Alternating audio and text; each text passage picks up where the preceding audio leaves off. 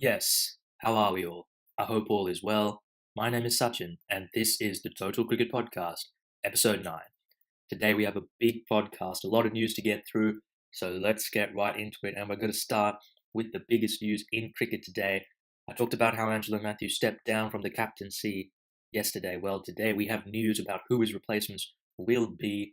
For the Test team, it will be Dinesh Chandimal, and for the ODI and T20 team, it will be Upul Taranga. Somewhat expected, but nonetheless, this has all been quite an incredible couple of days for Sri Lanka cricket. Don't forget, 2 weeks ago, Graham Ford basically sacked.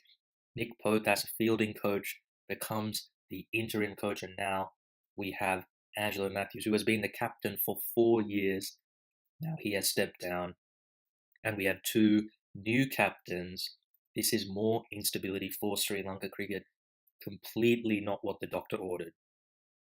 This team needs to get its on field issues sorted, but now with all these off field issues coming up, I think they're a big distraction, and it's completely unnecessary. All this could have been handled a lot better, I feel. But with Sri Lanka cricket, usually things do get a bit out of hand. So let's actually talk about these appointments. Now, the Test team, I wanted Angelo Matthews at the very least to stay on as Test captain, but unfortunately that has not happened. I felt that there were no real legitimate candidates. Kusal Mendes too young, Ranganahera too old, Dinesh Chandimal and Upul Taranga not really secured their spots in the team. Think about it, Chandimal, he had a woeful tour of South Africa, and then against Bangladesh, there were rumours that he wouldn't get picked for that series, but he was in the squad, he did play those games, and in the second game, he managed to get 100, and you felt like that saved him. If he didn't get that 100, you would have thought he'd be out for the next game. And all of a sudden, he's the captain? Wow. I like Dinesh Chandimal. A lot of people don't think he's very good. At the end of the day, the guy averages 42 in Test cricket. He's got 8 Test hundreds for Sri Lanka. He's in the top 10 for century makers in Test cricket for Sri Lanka. That's nothing to scoff at. He's a good player who I feel mentally has lost his way. Remember when he came onto the scene, how he was so aggressive. He was always so confident. I remember that 100 he scored at Lords in the ODI against England. It was fearless. It was almost reckless. It was just that brash youthfulness that came through. And recently he's been very tentative. He's looked like a man with the weight of the world on his shoulders. And I feel like he needs to be freed mentally. I understand there's a lot of pressure. Sangakkara said something very interesting. It feels like every time he steps onto the park, he's playing for his place. So hopefully the captaincy will relieve him of that stress, and we can see the old Dinesh Chandimal. He's played some great innings for Sri Lanka. Remember the 160 at Galle against India to completely turn that test in Sri Lanka's favour. He scored 100 at Chester Street against England. He scored 100 against Australia in the third test at the SSC. He and Dhananjay De Silva had a big partnership. Sri Lanka were 24 for 5, and Chandimal just batted and batted and batted and got 100 to get Sri Lanka out of the mire there. So you can see that in the last few years, he's played some great innings. It's just that I think from the South Africa tour onwards, he's been very poor. But hopefully, there is a renaissance for him. As for Upul Taranga, I think he was very likely to be the ODI captain, given he has actually captained the team a lot recently due to Angelo Matthews' injuries. Upul Taranga has cemented his place in the ODI team. It's amazing. He wasn't in the team halfway through 2016. Now he's the captain, but he has cemented his place. The problem I have is that I wouldn't have him in my 2020-11. I think that if you had him in the 11, well, don't you want Kusal Pereira to open the batting or at least come in the top four? You've got Danushka Gunatilaka, Niroshan Dickwella. That's four left-handers who are all really openers. How do you fit them all in? I feel like Taranga is probably the least explosive of those batsmen, and you could have an extra middle order batsman, a right-hander, to balance that order.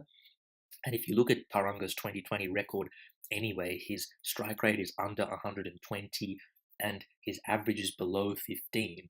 And this is in a key position, opening the batting. You're batting in the power play. You're making use of that brand new ball. So to have that kind of record in 2020s is not good. But I guess that is the situation because Lasith Malinga is on his way out. He's on his last legs. So I do understand that in a way, but nonetheless, these are not ideal selections. This is not an ideal situation for Sri Lanka cricket, for sure. Both of these two don't really strike me as captains. I don't feel that either of them have an aura about them. I feel like Angelo Matthews has an aura about him. There's this sense of he's in charge, he knows how to do things. We've seen it on the field how amazing Angelo Matthews has been in tricky situations. Upul Taranga, not known for scoring hard runs, scores usually his runs when Sri Lanka are dominating. Dinesh Chandimal also is, I feel, a bit of a slightly immature player at times. The way he bats, and as a captain, is that what you want? And I haven't seen enough of these two. They have captained the team at certain times, both of them filling in for Matthews, but I haven't seen amazing things from them tactically to think, oh, wow. I know Angelo Matthews isn't the greatest tactical captain, but I haven't seen a lot from these two tactically to make me think these are definite upgrades on Angelo Matthews. But that is the situation. Incredibly, 2 days before the test match against Zimbabwe, you name a new captain. It is it is completely classic. This is vintage Sri Lanka cricket, omni shambles. But now let's get into the preview for the only test match between Sri Lanka and Zimbabwe at the Premadasa. The last test match at the Premadasa was 4 years ago. Sri Lanka against Bangladesh, Sri Lanka winning that by 7 wickets. Very difficult to say how the wicket's going to play, but usually for ODIs, the Premadasa is a nice batting track. I would expect some turn, but not the ridiculous square turner you do in Gaul, but maybe in between the Gaul pitch and the old SSC pitch, which was a road. Something in between that, I would assume, for the Premadasa. Going into this game, looking at the two teams, well, Sri Lanka, looking at the squad, I'm a bit disappointed. Dhananjay De Silva is not in the squad. Once again, the selection policy baffling me. I think it's unbelievable how this guy, this talented player, he's 26 years old. He's burst onto the international scene with a lot of promise, and now he's out of the team in less than a year. It's incredible the way things work in Sri Lanka. This guy got 100 in that game against Australia with Dinesh Chandimal in that partnership. When Sri Lanka were 24 for 5, he came in at 24 for 5 and got 100. Wow. He was the highest aggregate scorer for Sri Lanka in that series, and in fact, it was a record for a Sri Lankan player in terms of aggregate in an Australian Test series. And that's in your debut series. Then he goes to Zimbabwe, he gets 100 and a 50 in that two-match series. Then he goes to South Africa and he doesn't do well, like all the Sri Lankan batsmen. None of them averaged even 30 in that series. And not to mention, he was thrust up to number 4 after the second test due to Kusal Pereira dropping out of the team when he had been performing so well at number 7. And then he was dropped for the first test against Bangladesh after that. Basically, he was the scapegoat. And then in the second game, he made a comeback and he got a 40, I believe, in that game. And now he's back out of the team because, okay, he hasn't been in the greatest form in the ODI team. I can't believe it. This guy in 9 test matches, he averages 40 still. He has 250s, 200s. He looks so good, so calm at the crease. There's a poise to him, there's an elegance to him. The ball seems to come onto the bat so well. His timing is amazing. It seems like he has all the time in the world to play the ball. In the Australian series, he was the only player who wasn't really troubled by Mitchell Starc. I know he's a little bit out of form, but to not pick him once again, it's this inconsistency in the selection that is plaguing a lot of these players, and they're losing confidence from it, and you're just wasting these precious talents. So I really hope he's in the squad for India, but I'm certainly not holding my breath on that one. Danushka Gunatilaka is the backup batsman. I know Danushka's had a great run in the ODI team recently, but seriously, why not pick an actual test opener potentially? Sadira Samarawikrama was the highest run scorer in the Premier League. Yes, we all know the quality is not the best, but also in that ODI provincial tournament, not ODI, limited overs provincial tournament, he got a couple of hundreds in that, and that was a stronger competition with only 4 teams in that. So he's proven himself in the domestic scene, and you'd think that he would be the next in line for the test opener, but You get Danushka Gunatilaka. I'm not 100% convinced about his technique, Danushka Gunatilaka, although he is a good batsman. But I do think he will be the spare one in this team. But I would have liked to have seen Sadhir Samarawikrama nonetheless. Kusal Pereira's out injured, Nuwan Pradeep's out injured. Hopefully, those two are back for India in a couple of weeks because I feel like they feature in Sri Lanka's strongest 11. I would have liked to have seen Dhananjaya instead of Asela. Asela is a good one-day player, really, really nice player. But long term, he's 5 years older than Dhananjaya, and he wasn't that great against Bangladesh. He flattered to deceive in that series, Asela. I just feel like it would have been better to pick Dhananjaya. But the selectors have gone with Asela. It looks like Dimut Karunaratne and Upul Taranga will open the batting. Dimut Karunaratne once again saving his career, seemingly in the last chance he has. He always seems to save his career. The guy's played nearly 40 test matches and he still hasn't secured a place in the team. I really don't think he's up to the mark at the highest level. Neither do I think Upul Taranga as a test opener is quite up to the mark, but they always seem to just do enough to keep their place, which is very frustrating. As a fan, I'm sure that Dinesh Chandimal will slip into 4.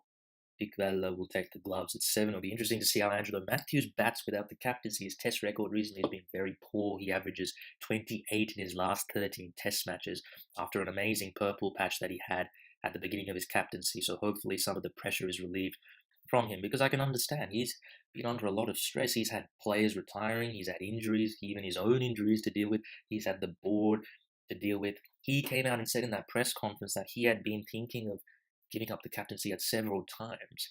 And that to me shows that there must be some sort of fatigue you get from having to deal with all the noise that you get in Sri Lanka cricket. So I understand. I would have liked him to obviously stay the test captain, but hopefully his batting can really pick up in the test team. As for the bowling, good to see Dushmant Chamir and Dairu Kumar in the squad. Both tearaway quicks bowling 140 plus. I want them both to develop a bit of consistency to their bowling. I'm not too sure if they're going to be really effective in Sri Lanka, so it's going to be interesting to see who Sri Lanka pick. Vishwa Fernandez back from injury, the left arm quick, who only bowled 2 overs in his maiden test match against Australia. That's how much spin was used in that game. Suranga Akmal is the head of the pace attack. And then you've got the 3 spinners, Sandakan, Dilruwan Pereira, and Rangana Herat. Rangana Herat, the saviour back for Sri Lanka, a much needed boost, having the best spinner in the world. Good to see him back. And it's going to be interesting to see who they pick. I hope that they don't pick the 3 spinners. I think let's get away from that a bit. Let's play 2 fast bowlers, particularly when you have in the team now Asela who bowls little off cutters, and also I think it's just better in terms of going overseas as well. If you're dependent on playing 3 spinners, your fast bowlers are not going to get an opportunity to play.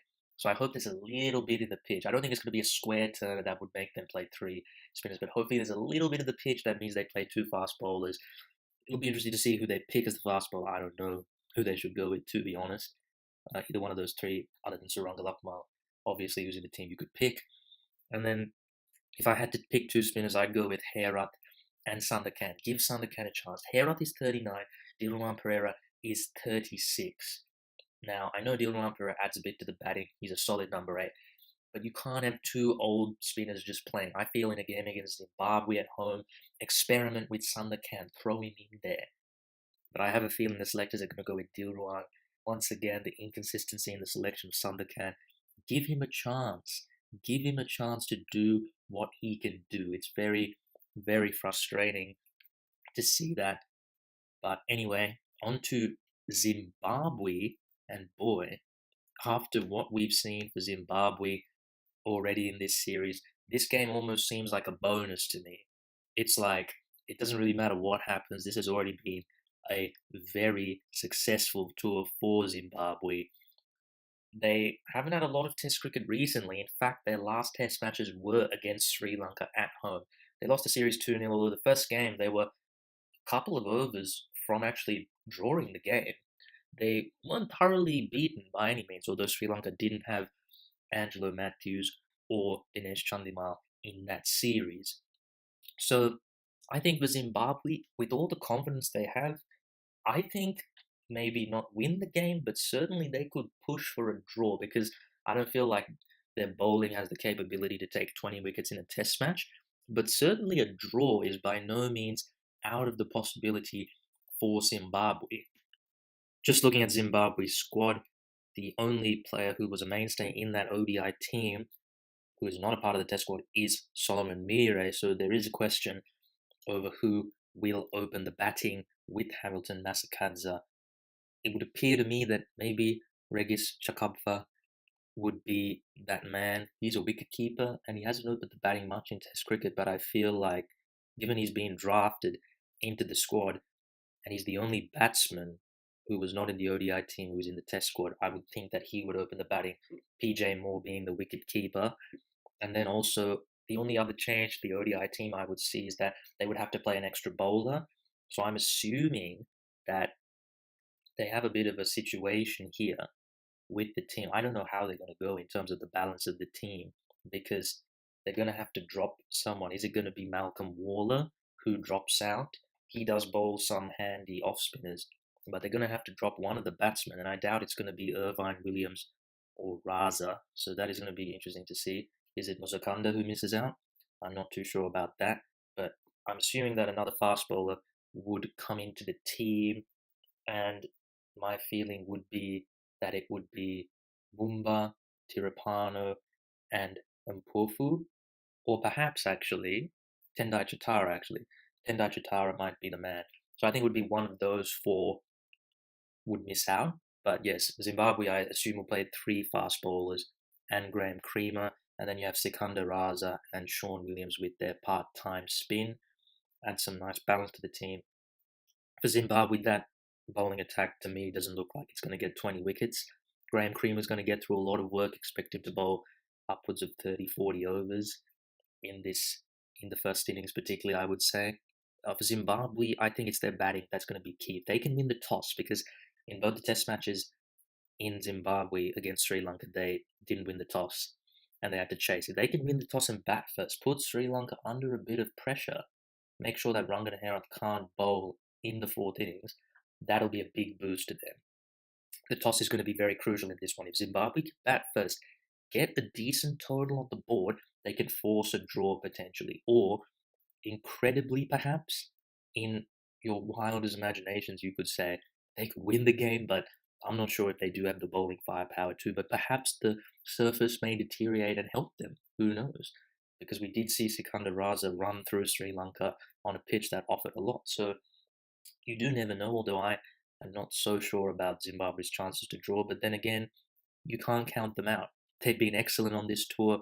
I think Sri Lanka will win, but I'm definitely not ruling out Zimbabwe. It should be an interesting game, and yeah, I will not be talking about it until it's finished, like I did the England South Africa game, just to get a nice overview because test matches they ebb and flow, change so quickly. I think it's much better to talk about it when it's done.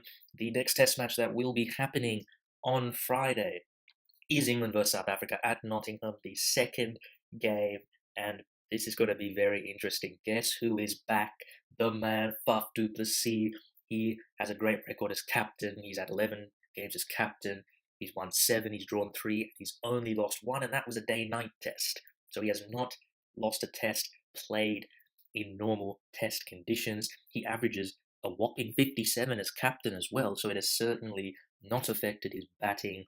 He's a big boost for South Africa. I assume he'll come in place of JP Duminy. Faf du Plessis publicly said that JP Duminy is under pressure, so I believe that that will be the swap. Dennis de Bruin will keep his place. I assume Heino Kuhn will also keep his place. One game seems very harsh, but another failure, and I would imagine that Aiden Markram might be knocking at the door. As for the bowling, who are they going to replace Kahiso Rabada with? Is it going to be Dwan Olafia? Is it going to be Andile Peklakwayo? Or is it going to be Chris Morris? Now, the interesting thing here is Faf brought up the possibility of not playing De Bruyne as well and playing Chris Morris as an all-rounder, having that extra seam option. That's almost how much Kahiso Rabada is worth. He's worth 2 bowlers. That's a possibility, although I feel like South Africa's batting is so dodgy as it is. I think you need to play Dennis De Bruyne. Who should play instead of Kahiso Rabada? I'm not too sure. I guess Duano Lafia would be the front runner. You would think he's a similar type of bowler who does bowl that heavy ball. He got 5 wickets in his debut Test match against Sri Lanka at the Wanderers. He seems to be that kind of classic South African bowler who's just relentless and bowls a great line and length and does have a little bit of oomph to his bowling as well. But an interesting thing to note, the transformation targets. Now, if JP Duminy drops out, he's been, you know, in the team for so long, he has always counted towards the quota of coloured players that South Africa had need. Remember, at least 6 players on average across the season. Now, in the first test, they had 5 coloured players. With JP Duminy dropping out for Faf, that's only 4, and Rabada missing out for Duano Lafia would mean there's only 3. Now, does this influence that selection and mean that Andile Petlakwayo would be the man to come in for Kahiso Rabada? Now, to me, I'm not so sure. Andile Petlakwayo is a good bowler in ODI cricket, good death bowler, hits a long ball, but is he a test player? I'm not so sure that he is. Does he have enough? Are South Africa gonna just, if they were to play Petlakwayo, I feel that they would then have to play Morris instead of Tennis De Bruyne, because can you really trust Petlakwayo to be the third seamer? I'm not so sure. So it's going to be very interesting to see. There could be some political interference in this selection. So we'll certainly have to watch that space on South Africa. Their batting has to click. It's as simple as that. They're catching. Faf du Plessis, we know how great a fielder he is, some amazing catches he's taken. Hopefully he can re-energize the troops. Their catching let them down desperately, and keep your front foot behind the line. Morne Morkel and Keshav Maharaj, please.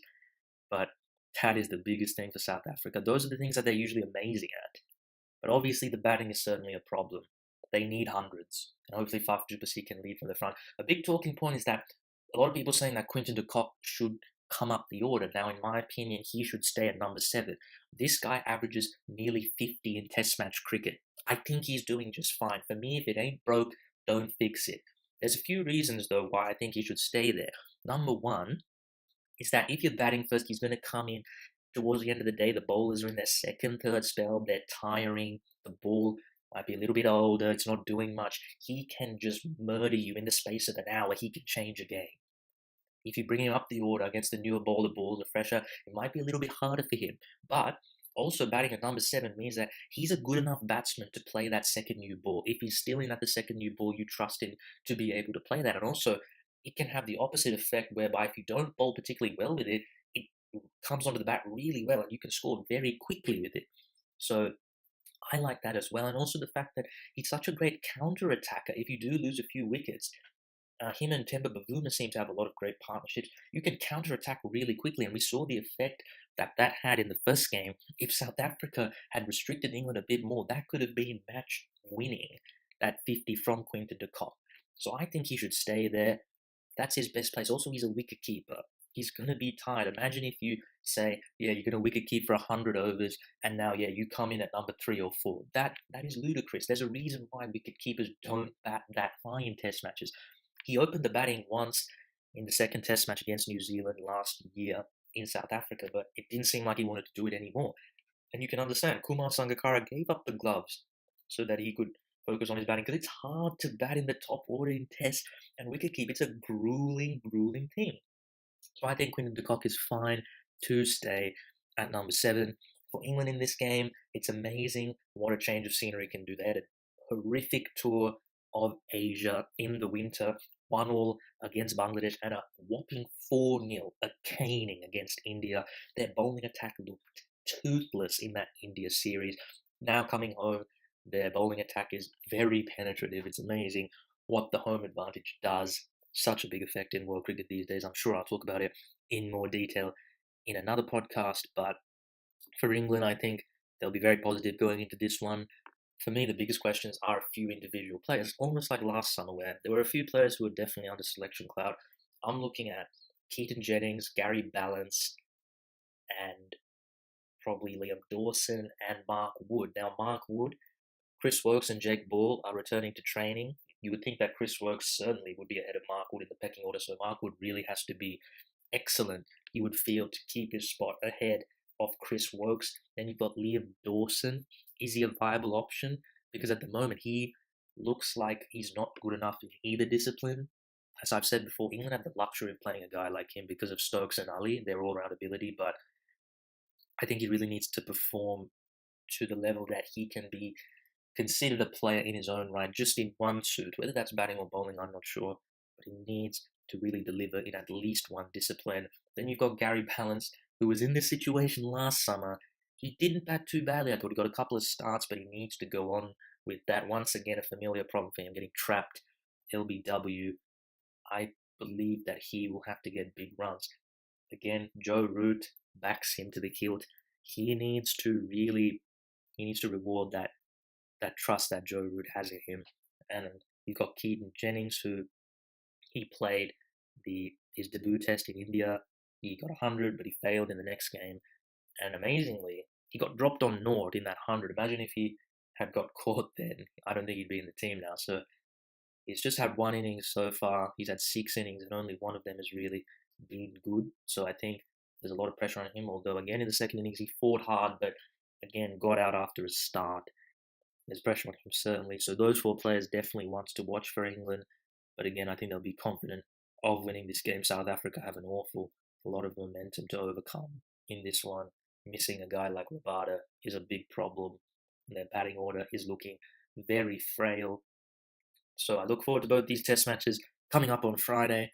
But now the next item to discuss is the 6th round of matches in the Women World Cup. Very interesting drama in this round, but going into the last round of fixtures, and it's all to play for. We'll start with the West Indies against Pakistan. The West Indies winning by the DL method by 19 runs. Finally, their batting clicks in the 6th game of their tournament. The batting clicks, and they finally score a 50. Deandra Dottin at her incredibly powerful best, 104 of 76 deliveries. Stefani Taylor with 90, a very composed innings. Those two getting them to 285 for 4. Pakistan were 117 for 3 after 24. When the rain came, they were 19 runs short. I feel with the lack of depth and the lack of firepower in Pakistan's 11, that 6 and over required rate was going to be a very difficult ask for them. So I feel a fair result, although it would have been nice to see the rest of that chase as Javeria Khan was going along very nicely. She finally came to the party in this series. Good to see that from her because she's a very talented batsman. But the West Indies getting back-to-back wins too little too late. I guess you could argue that if they'd had these fixtures at the start against the two weakest teams in the competition in Sri Lanka and Pakistan, that things may have been different. But nonetheless, they are out of the competition. Australia with a huge win over India to seal their spot in the semi-final. Poonam Raut for India getting 100. Remember that she and Deepti Sharma had that amazing 321 stand for the first wicket not too long ago. Mithali Raj also chipped in. She got 69 and became the highest run scorer in women's ODIs. That is amazing. India have the highest wicket taker in women's ODIs in Jhulan Goswami, and now the highest run scorer. She has been the stalwart of this Indian team for over a decade. She's been such a great player for so long for India. She deserves a lot of credit. To have this longevity is nothing to be scoffed at, so congratulations to Mithali Raj. But the innings did fall away. They were 1 for 166 after 40, and they completely capitulated. You would have thought they would have been able to get to at least 250, but there was a huge collapse, and it was some nice bowling. Elise Perry coming to the party with the ball. She hasn't been great with the ball recently, but it was good to see her get a few wickets. And then Australia, in the end, comfortably getting it. It was Nicole Bolton and Beth Mooney getting Australia off to steady starts with a few starts for both of them. But then the two premier players in this team, Meg Lanning and Elise Perry, guiding Australia home with a pair of 50s in a 100-run stand. Great stuff by them. And Australia now, they are through. India face a knockout game, a quarter-final against New Zealand in the last round. That is going to be a spectacle, that game. Whoever wins that game is in the semis, and the loser is out. That is going to be something for sure, that game. As I said, after India's loss in the last game to South Africa, their last few fixtures, difficult games, all of a sudden, if they lose three on the bounce, they could see themselves out. And that is exactly the situation they face now after seeming assured to make the semis. They're in a big spot at bottom, but Australia now will just be playing for first place, and you would have to back them to get first place, which would certainly help them play a slightly weaker team in the semis. They, as I've said the whole tournament, look the favourites, and Australia won that game by 8 wickets, by the way. South Africa absolutely demolishing Sri Lanka by 8 wickets. What a rout this was. The batting absolutely crumbled for Sri Lanka. 101 all out. Abysmal display. Their batting had been okay in the tournament, but this was just shocking. And Dane van Niekerk, once again, she has been incredible in this tournament, hasn't she? 4 wickets for her. Fantastic stuff by her. Shabby Ismail and Marizan Kapp, the opening bowlers, miserly as always. And then South Africa getting it very, very, very quickly. Sri Lanka feeble. They go on to play Pakistan in the last game. The Battle of the Wooden Spoon. That is, I mean, 2 very poor teams going at it in that one. South Africa getting to the semis. Congrats to them in the last few years. They've become a real power in the women's game after being really a very poor team. 5 years ago, you'd probably swap the team's abilities, Sri Lanka and South Africa, but Sri Lanka have really declined and South Africa have really become a very solid team. And now South Africa will be looking to try and get a little bit more up the table to probably avoid Australia, would you think? I would imagine is what they would want to do. The last game of this round was England versus New Zealand. England running out comfortable winners, meaning that New Zealand will face that knockout quarterfinal game against India.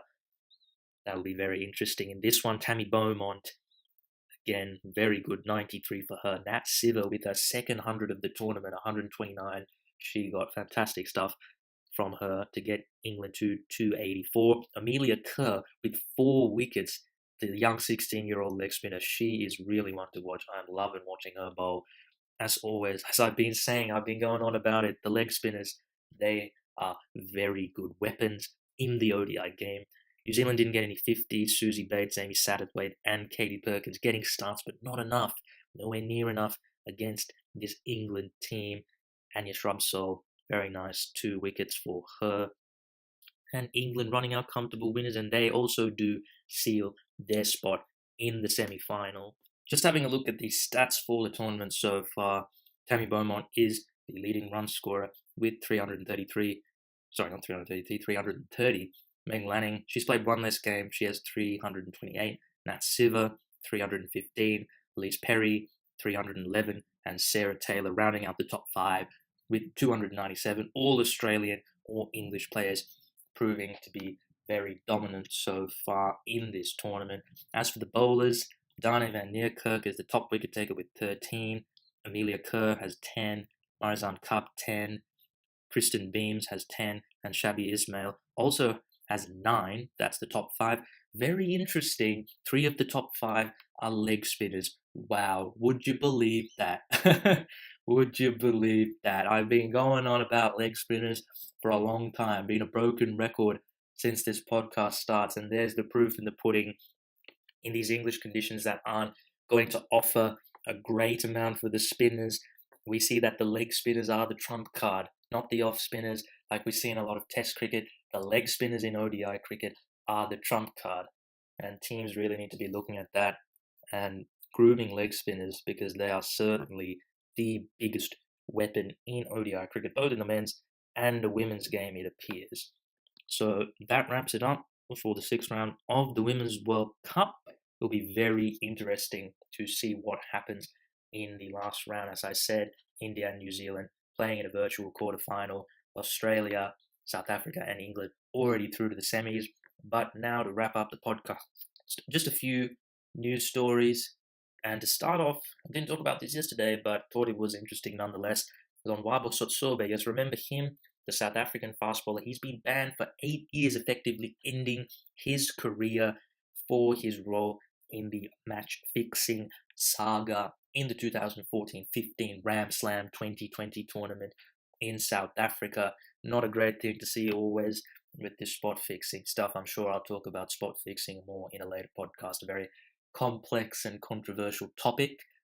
But justice has been served. He's the seventh player to be given a ban from that tournament. And with the Global 2020 League in South Africa coming up, the new franchise tournament, hopefully that's the last that we see of this in South Africa, because it is not a good look for cricket. And hopefully people can look at this stuff as a deterrent. If you're going to do this stuff, you're going to get banned for a long time. Hopefully now, with so much money in the game, this is not as big a concern as we have seen in the past. So yes, hopefully things do not become a problem in the future with any sort of gambling in the game. On to the next news article. Tamim Iqbal has ended his spell with Essex abruptly after reportedly his wife was the victim of a potential hate crime. Obviously, they are Muslims, Bangladeshis, they are Muslims. There is no official statement about this, and it appears like this will remain unconfirmed rumors. But if this did happen, that is not good. That is a terrible thing to see. I'm not going to get caught up in the politics of it all, but I think we can all agree you don't want that happening. Tamim did request to return home to Bangladesh because naturally he wants his family to be safe. So luckily, nothing untoward happened, it seems, and this is again something you really don't want to see in cricket. Very sad in the world. We don't want to see a lot of this. People, just be a good human. Just be good humans. But I wish Tamim and his family all the best. And the last item of the day, Umar Akmal has not been offered a central contract. Yes, after being axed from the Champions Trophy squad for poor fitness, he has now not been given a central contract. Umar Akmal has had a bizarre career. I remember him coming to Australia as a young kid, looking the part, thought, wow, this guy's got some serious talent, and now we are here, and nothing has happened in his career. In fact, it's gone downhill. What can I say? He's had fitness issues throughout. As a player in general, he has a lot of shots, but I feel like he just doesn't rotate the strike enough. He gets bogged down very easily, and I'm not so sure anyway that he should be in Pakistan's first 11 regardless of fitness, because he hasn't really been that good at the end of the day. He's been good in spurts, but not consistent enough. I'm sure there is a little bit of animosity between him and Pakistan board officials. I'm sure it's not just fitness concerns. Pakistan, again, a country that sometimes there is a bit of interference. There is a little bit of political interference, and I'm sure that poor fitness is not the only reason behind this. But for Umar Akmal, it's a sad sight because he's a very talented player, and hopefully this doesn't happen to any more players. Hopefully, fitness is a big issue. Obviously, with the Sri Lankan team, there's been a lot of talk about fitness. With the Pakistan team as well, there's been a lot of talk about fitness. I think it's about getting the infrastructure in, getting the right nutrition plans, getting the right fitness regimes involved, bringing the right people to help with that. And the biggest thing is the food in Sri Lanka, Pakistan. This is not really food that athletes should be eating. It's like really carb heavy. It's full of a lot of fat, curries. You need to be eating a lot leaner, cleaner food to be an athlete. So it certainly doesn't really line up with the cuisine in those two countries. But it's all about the infrastructure, getting that right so that players are better, and better fitness would equal better fielding. We know Umar Akmal is not a strong fielder, so hopefully this is a warning sign to a lot of other players to really look at fitness. It has been neglected in Asia for a long time. India has really come to the fore in terms of fitness. Their players are now real athletes, a lot of them. So hopefully Pakistan and Sri Lanka can follow suit. But that is it for today. I hope you enjoyed the podcast. Obviously, the two test matches coming up, I won't be talking about either of them till they are done. So I'm sure in between them, I'll have a filler podcast just talking about something cricket related, maybe about why cricket is not growing around the world as a game. That's an interesting idea that I've had, but I will think about that. But yes, that is it for now. There probably won't be one for a couple of days, but I have given you three in 3 days. So hopefully that's enough cricket talk to hold you over. Till then, you can check out all the links on iTunes, SoundCloud, YouTube. We're on all those platforms. The Twitter page has all the links to those platforms. But yes, thank you for listening as always, and I'll see you later.